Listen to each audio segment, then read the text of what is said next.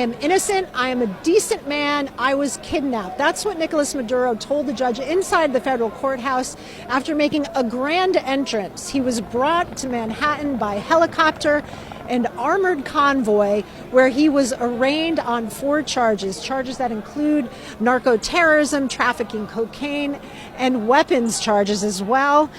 He came into the courtroom wearing a prison uniform, orange overalls covered by a navy blue shirt. He had to wear headphones in order to understand the proceedings, which were in English. They were translated into Spanish for him. His wife also pleaded not guilty to the charges. She is also facing drug trafficking charges as well. Now, this was a very short, perfunctory hearing. We do expect at some point his lawyers to argue that this was an illegal arrest because he is the representative of a sovereign nation, that he is not able to be tried here in the United States. The United States has already said that they don't recognize him as a legitimate leader, as Venezuela's legitimate leader, but that is something that will have to be worked out at a later time. For now, Maduro's lawyers did not ask for bail. He will remain behind bars pending his next court appearance, which will be March 17th.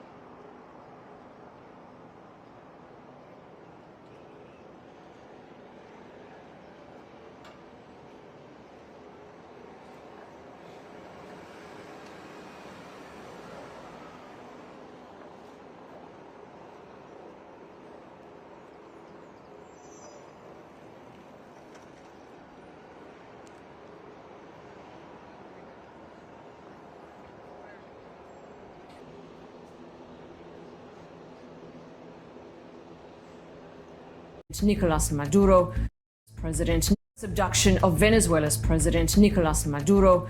Do other leaders in other nations have reason to be worried? Let's take a look. First, listen to what President Trump has said about Colombia's president, Gustavo Petro. Colombia is very sick too, run by a sick man who likes making cocaine and selling it to the United States. He's not going to be doing it forever. So there will be an operation by the U.S. It sounds good to me. Yeah. You know why? Because they kill a lot of people. Then there's Mexico. By the way, you have to do something with Mexico. Mexico has to get their act together because they're pouring through Mexico, and we're going to have to do something. But there are big differences between Venezuela and Colombia and Mexico in terms of political stability, democratic rule and politics. And as such, many analysts conclude it's highly unlikely the US would or could attempt a military coup in either country. But what about Cuba? The US has punished the tiny island nation for 6 decades because of the Cuban Revolution through economic sanctions and travel restrictions. Havana is also a US-designated state sponsor of terrorism. Here's what US Secretary of State Marco Rubio said. Yeah, look, if I lived in Havana and I was in the government, I'd be concerned, at least a little bit. You see, Rubio is a son of Cuban immigrants and has admitted that for him, it's personal. He's a vocal opponent of Latin America's leftist leaders and is credited with crafting Trump's hardline approach. Is the Cuban government the Trump administration's next target, Mr. Secretary?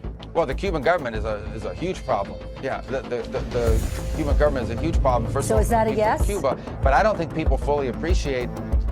I think they're in a lot of trouble. Yes, I'm not going to talk to you about what our future steps are going to be and our policies are going to be right now. It's not just Latin America. There's one other country that's been in the US's crosshairs for decades: Iran. The US and Israel bombed Iran in June. Could the US use strikes to trigger the collapse of the Islamic Republic? Well, right now, it doesn't seem so far-fetched. There's been protesters killed in Iran. You said we were locked and loaded, ready to go. What is the line there for when the U.S. is going to get involved in those protests? We'll take a look. We're watching it very closely. If they start killing people like they have in the past, I think they're going to get hit very hard by the United States. All this from a president who promised to end American wars. Than any country on earth. So why is its president America's biggest? Venezuela has more oil than any country on earth. So why is its president America's biggest problem? No, the U.S. hasn't invaded Venezuela, but the pressure is real, and it's global. Countries like Russia, China, Iran, and Cuba openly oppose U.S. pressure. They say Venezuela's leadership is its own decision. On the other side, the U.S., the UK, Canada, and parts of Europe support sanctions, not a military attack, but economic pressure. Then there are neutral countries like India and Mexico. They reject regime change and call for dialogue instead of force. Here's the truth most people miss. Almost no country in the world supports a U.S. war on Venezuela. This isn't about capturing a president. It's about who controls the oil. So, what do you think? Democracy or energy? Venezuela has more oil than has the world's largest oil. So why is the country still poor? This country is sitting on more oil than Saudi Arabia. Yet its people are struggling. Stay till the end. The real reason will change how you see the world. Venezuela has the largest proven oil reserves on Earth. More than the United States. More than Russia. On paper, this country should be rich. But there is one dangerous trap. For decades, Venezuela depended on only one thing: oil. When oil prices crashed, the economy collapsed with them. Sanctions, corruption, and poor management turned natural wealth into weakness. Factories shut down, money lost value, millions were forced to leave. Oil did not save Venezuela. It trapped it. If this opened your eyes like this video so more people see it, share it with someone who loves world facts. That is the country. Departing, coming out of that helicopter, we're going to see his wife probably depart right after that. Just remarkable to see this. It was just the early morning hours of Saturday that this man and his wife were running a country of more than 30 million people. And then that dramatic and violent U.S. military operation taking place has now captured them and now making their way with their hands bound in those tan jumpsuits to be facing a federal judge. We're now seeing Nicolás Maduro. And as the new president of Venezuela, Delcy Rodriguez has been sworn in as the new president of Venezuela. It comes as mixed reactions pour in from around the world after that surprise U.S. mission in Venezuela. We should mention Rodriguez used to be the vice president under Nicolás Maduro. Now she's being sworn in as interim president there. Delcy Rodriguez has been sworn in as the new president of Venezuela. China has officially sent warships to defend Venezuelan. Operation Argentine media called the most dangerous rescue of the modern era. This is no ordinary mission. A fleet of state-of-the-art destroyers and frigates is cutting through the Atlantic, heading straight for the Caribbean. Their orders are crystal clear: secure Venezuela's maritime space and make sure Washington knows China is ready to stand its ground. The U.S. reacted within hours. Nuclear air. Breaking news, the world is now on Donald Trump to end. This isn't the first time America has effected regime change in another country, but it follows a commitment by Donald Trump to end America's involvement in foreign conflict. So why Venezuela and why now? Foreign editor Hugh Whitfeld explains. Venezuela sits at the top of South America, population about 30 million. Caracas is the capital and the largest city, more than 3,000 kilometres from Washington, D.C. In September last year, the Trump administration began attacking small boats it says carried drugs from places like Venezuela and Colombia to the US. At least 30 airstrikes, killing more than 110 people.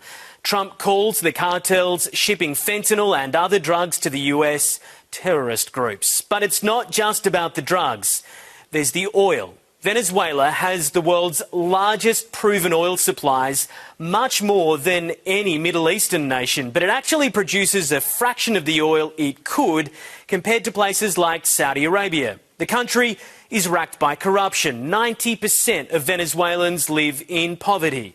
Now, Donald Trump says American oil companies are going to go in, take over Venezuela's state-run oil operations and make money for the Venezuelan people. The nation also has deposits of natural gas, iron ore, gold and diamonds, now seemingly under US